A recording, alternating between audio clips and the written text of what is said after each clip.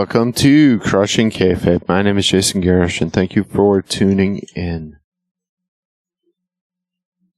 Let's see, what do we got going on? My Raiders played the Chiefs and lost. Not as horrible a game as it probably should have been, but once again, the offensive play calling was just that offensive. It was horrible. Minshew, I don't know, he had a decent enough game to win, I guess, but some of that play calling, just stupid. I need to get Getz out of there really in a hurry. I think almost anybody at this point could probably call a better game than him. Just horrible play calling. Also, in other news, it's the 70th anniversary of the Fender Stratocasters coming up. I saw that. They introduced a 7-string, and I am so wanting to see this thing and play it. I saw it on YouTube. I saw it in online, but I haven't been down to Guitar Center or anything. Nearest Guitar Center in here is about an hour and a half away, unfortunately. So we've got mom and pop stores around, which are great. I love them, but a company like Fender is not going to deal with them on that level, unfortunately. But yeah, I saw this thing and I can't wait to check it out. I know it's silly, but that's what I like. I don't get me wrong. I love my my Ibanez 7-string, but I'd really like to get my hands on a Strat like that. I think that'd be so cool. Let's see. I'm seeing if I can find any of them. Brian's guitar, 7-string Strat. But yeah, that's gonna be cool. 70th anniversary of that. Should be interesting. What do we got going on in wrestling? A lot. We had a little bit more news surface about the whole Warner Brothers, Time Warner, AEW deal, and it looks as if that Time Warner might possibly own a portion of AEW, and I think that's a good thing, to tell you the truth. Because I don't feel like they're going to let some of the garbage that's been going on continue to go down with them. So I'm looking somewhat forward to that. AEW is still unwatchable, unfortunately, at this point. Which is horrible. I hate that. I'd rather watch TNA at this point than AEW. I mean, TNA 1-hour shows, and they're actually not that bad, especially since they've begun being affiliated with WWE. I'm hearing that I don't know how true this is, but supposedly reports are coming out that they wanted to induct AJ Styles into the Hall of Fame this year, TNA Hall of Fame that is this year, and WWE put the nix on it. Now, I'm willing to bet that's because he's an active wrestler. I don't think it's anything personal against AEW. I believe they ended up putting Rhino in, if I'm not mistaken, which he deserves to be there in TNA Hall of Fame. Definitely deserves to be there. He's a giant part of TNA early on. Had some good stuff going on.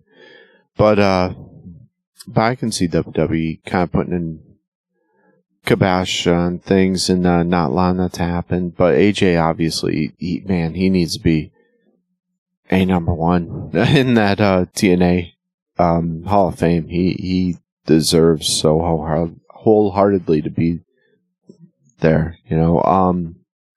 Such a ginormous part of TNA and their success.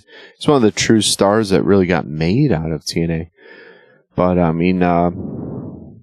but yeah, definitely deserves to be there and was at the core of TNA and so important to TNA. I kind of stopped watching when he left. To tell you the truth, that was right about the time that I stopped watching. So yeah, he definitely deserves to be in there, and he should be in the TNA Hall of Fame. A lot of stuff going on around Samantha Irving right now. I saw her initial release, and it seemed very gracious and thankful and grateful. Everything she's tweeted after that is not seem that way. So I wonder if someone wrote that for her or what the story is. I don't know, but I think, was that my son growling in the background? You know, I'm guessing the dogs did something there, but hopefully my wife's checking on right now. I don't hear her yelling or anything, so I think we're good. But yeah, there's been a lot of speculation about the terms that she left on, because her departure was rather rapid, and she was not allowed to kind of give a farewell speech and tour kind of thing like a lot of people do. So it leads you to think that maybe she didn't leave on the best of terms, or she just kind of said goodbye, which is horrible. You know, they flew in Lillian Garcia pretty much that night, and but I kind of saw the writing on the wall when they were starting to introduce other announcers and whatnot, and give that spotlight to Lillian a little while ago. So made me wonder if Triple H kind of sensed some trouble on the horizon. I think a lot of it might have stemmed from Ricochet leaving. Now she's saying that he was treated like a jobber. She's saying she didn't like her job as an announcer, and she's burning bridges. And I hate this because she was a phenomenal announcer. She was one of the best announcers I've seen, and people loved her. I thought she was great. I thought she was amazing, and she's kind of leaving a bitter, sour taste in the mouth now. It's not very cool. I don't know if she's just trying to, go along the lines of her husband kind of thing. I don't know. I mean, she does have a singing career outside of this, which supposedly she's going to further, but man, her and Ricochet did not leave a good taste in the mouths of WWE fans, not really liking this. Excuse me, which, like I said, she was beloved, and people loved Ricochet when he was in WWE, but c'est la vie, I guess. I mean, if it wasn't for WWE, this woman wouldn't have a career, so it really seems ungrateful, but hey, let's get down to what we usually talk about. Raw was in Philadelphia, PA. Seth ambushes Bronson Reed backstage. We had Seth the ring, calls out Reed. Seth and Reed brawl despite security. It was a good brawl. It was a good brawl. Backstage segment. Damage Control. Wow. They even look short next to Liv Morgan. That's scary. How tall are these women? They're like 4 feet tall, and the whole Carlito thing is nonsense. So get over it, people. It was a written line meant to be humorous and meant to make him look like a jerk. So get over it, people. Lillian Garcia announcing. Obviously, I've spoken about that. We had the New Day versus AOP. Miz comes out during the match. R-Truth attacks Miz, and Kofi wins with a pin. It was kind of inconsequential in a way, but R-Truth is left alone in the ring and beaten down by Miz in Final Testament. Xavier Woods keeps Kofi from coming to help. All of a sudden, we had the lights drop. Music starts. Wyatt Six with the save. Attacks Final Testament. So it looks like Wyatt Six is going to be feuding with Final Testament. Paul Ellering saves Miz from Uncle Howdy, pushes him out of the way. Paul Ellering ends up taking the Mandible Claw. We probably won't see Paul for a while, which I like Paul Ellering. I loved him even going back to his Road Warrior days. But looks like that's going to be the next feud for the Wyatt Six. Then we'll probably see them move on to Judgment Day and then eventually Bloodline, I'm guessing. That would be my guess. AOP just looks like nothing at this point. I hate it. So I'm guessing that Miz is going to join forces with Final Testament. AOP just looks like a bunch of jobbers, and they're 300-pound jobbers. How do you get that? I mean, that's just insane. My son calling for the dog in the background. He shouldn't be, but oh well. I don't know if everybody heard that. Yep, he's still yelling. even though I'm on the air. The life with a 6-year-old. I love it, guys. Let's see. We had, let me see. I lost my spot. I'm just apologizing. Seth and Bronson Reed still brawling backstage. Raquel Rodriguez cuts a promo on Rhea, so looks like we're going to see Raquel versus Rhea more than Rhea versus Liv. Let's see. We had Damage Control versus Liv and Raquel with it works out to be a no contest. Let's see. Rhea comes out.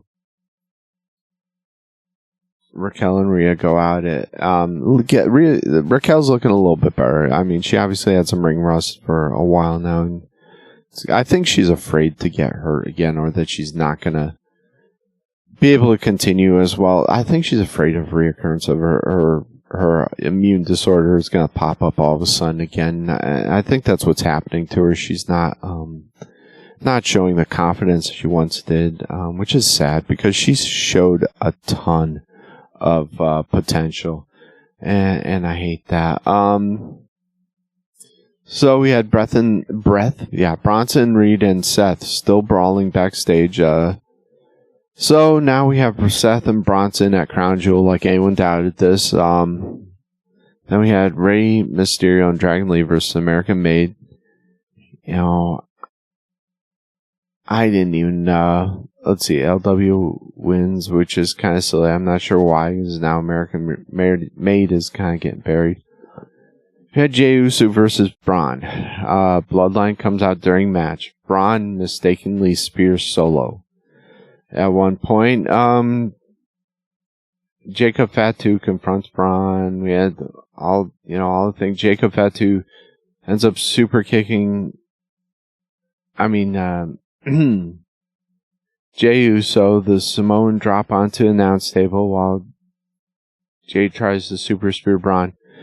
Braun wins the IC title back. This is the right way to do this, I think, because it kind of gets Jey involved in the mix with the Bloodline, you know. Which brings us to SmackDown. Brooklyn, New York at Barclays. Show opens up with RKO calling out Triple H to the ring. Triple H says he's protecting RKO from Kevin Owens. It was a decent promo overall, even if this having to protect you from KO just sounds silly. But, alright. Whatever you gotta do. Gets a little interest on the feud between RKO and KO. Andrade versus Hayes. With LA Knight as the referee. That ends up being a no contest because LA Knight loses cool, and triple threat called against with LA Knight versus Andrade versus Hayes is gonna end up happening. Then we had Naomi versus Candice LeRae. Naomi wins. Gunther and Cody segment in the ring. Some cheers for Gunther. He's still getting some cheers, man. Let's see. Cody ends up taking a shot at Gunther. Ludwig ambushes Cody. We have RKO coming out with the save. Next we had DIY versus Motor City Machine Guns. And everybody knows I'm a huge Motor City Machine Guns mark. I love their stuff against like Beer Money and whatnot in TNA. I thought it was great. DIY versus Motor City Machine Guns. You expect a good match with this, regardless of who wins. And Machine Guns win. Good deal. Wow, I wasn't seeing this coming this early. But Machine Guns have won they've won the ROH titles, the TNA titles, the WWE titles, New Japan. These guys are just legendary. They really are. One of the few real tag teams out there still. Bloodline comes out after the win. Yeah, confrontation. Nick Aldis interrupts the confrontation. There were several TNA references during this from the announce table and from Solo. Solo says that machine guns made their impact and so on and so forth. So they end up having Motor City Machine Guns versus Bloodline because they basically, so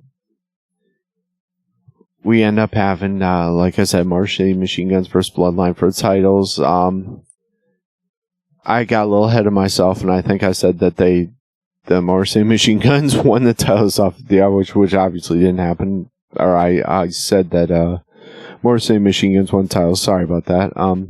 Getting ahead of myself. Sorry. Freudian slip there. So we had Jimmy comes out of the audience to attack Solo. Roman out for a save.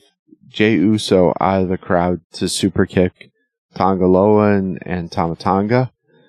The Motor City Machine Guns end up winning the title partly because of this off the Bloodline. I loved the ending. It was a good show. One of the best SmackDowns I've seen in quite a while, I have to say. I really did enjoy this episode. And it probably doesn't hurt that, Machine Guns won, which obviously I love. After this, Jay is in the ring. Jimmy comes out to the ring. They end up embracing. So Jay and Jimmy, the Usos, are back, so that's going to be fun, seeing the Usos versus Motor City Machine Gun against Bloodline. This is going to be some good stuff in the tag team division, I think. This is going to be some real good stuff. Like I said, great moment, great show. We had Roman coming out to view the whole thing. And they purposely kind of left his feelings ambiguous. He didn't show a lot of emotion. It was a great moment. It left you to kind of envision what's going to happen next. It left a lot of tension. So we'll get to see, what happens next. And I'm stoked about the Motor City Machine Guns having the belts and all that whatnot to bolster that tag team division, because they need it. They desperately need it. So good deal. I went through that a little bit quicker than I thought I would, unfortunately, but the time we got left, check us out on Patreon. Patreon.com. Do search for Crushing Kayfabe, Crushing with a K. And for $1 a month, you can get the shows ad-free, and you can help the show along and get some better lighting in here and whatnot. But yeah, please help us out, and really appreciate it. While you're at it, check us out on CrushingKayfabe.com. Check us on YouTube, not Patreon, Spotify, and support the show. Really appreciate it, And if you're in the Trenton, Tennessee area, if you're in Western Tennessee area, check out Then and Now Flea Market. And we've got a booth actually set up there. You can buy some merchandise and just tell them that Crushing Kayfabe sent you. And as always, prayers going out to Ukraine, going out to Israel, and going out to survivors in the United States, those horrible hurricanes and massive destruction that's occurring. And hopefully we can get help to them and aid to them. And, hopefully they can get that situated before the whole, before Election Day. And those people are allowed to voice their opinions of who they want as next president, and prayers going out to our country's leaders, and hopefully they can lead us in a way that is right. So yeah, like I said, I can't really think of all that much else that's going on. I still have not seen the Vince McMahon documentary. Sorry, and I still haven't been able to do a lot of stuff that I've been wanting to do, but working on it. Working nonstop, unfortunately, on all the stuff outside, in addition to work. So, but trying here, folks. And thank you. But I desperately definitely thank you for the support, and thank you for tuning in and helping the show out. Thank you so much. And once again, God bless, and thank you for tuning in. Thank you.